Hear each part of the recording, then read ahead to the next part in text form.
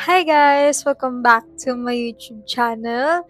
At kung bago ka pa lang dito, don't forget to like, subscribe, and share these stories sa mga kilala niyong mahilig makinig ng mga horror story. So, bago natin simulan yung kwento ni Edit, kung yung mga ganito rin kayong story or iba pang experiences, saan niyo lang dyan sa FB group or di kaya dyan sa comment section.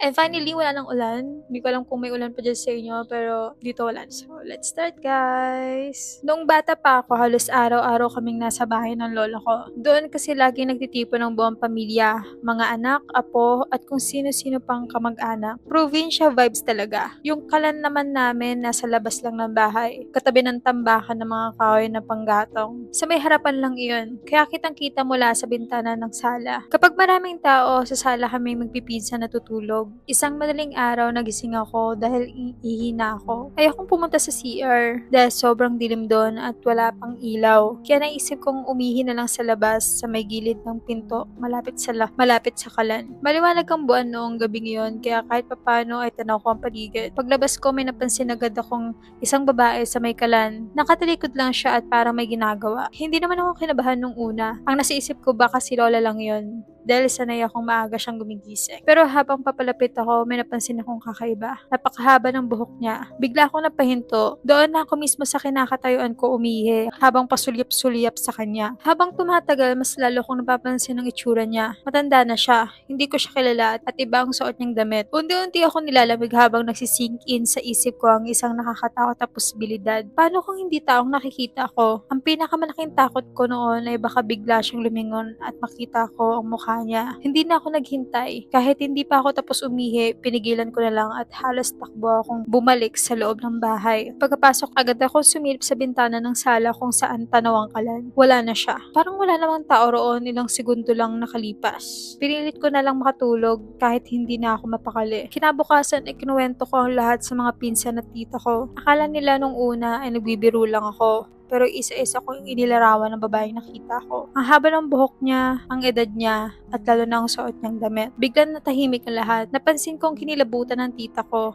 Tapos dahan-dahan niyang sinabi, alam mo ba, ganyan mismo ang suot ng lola namin nung inilibing siya. At nanlamig ako. Hanggang ngayon, hindi ko pa rin alam kung sino o ano talaga ang nakita ko noong gabing iyon. Pero isang bagay ang sigurado. Wala lang kahit sinong nagbiro tungkol sa kwento ko pagkatapos ng araw na yun. Kala ko ba buhay yung lola niya? Pero nakakatakot din yun pero mas nakakatakot na ii ka sa labas, sa sahig. Sobrang pero yung ganong moments, ang saya ng ganon, yung magpipinsan kayo. Tapos sa probinsya kayo. Saya, no? Pero nakakatakot naman yung ganun. Sa sobrang katamaran mo, ihi ka na lang yan sa labas. Iniisip ko talaga ano yung itsura niya that time. Tapos pinigilan niya pa yung sarili niyang matapos yung ihi niya. Kasi natatakot siya na baka lumingon na yung nakikita niyang nilalang kung sino man yun. Pero confirm naman ng mga tita niya na lola niya. So, baka mali lang yung pagkakaintindi ko na buhay pa yung lola niya. Wala lang ako doon. Pero yun, medyo creepy yung story niya. And medyo nakakatawa, diba? Nanalo ang katamaran at katatakutan. Katatakutan? Katatakot. Tama naman.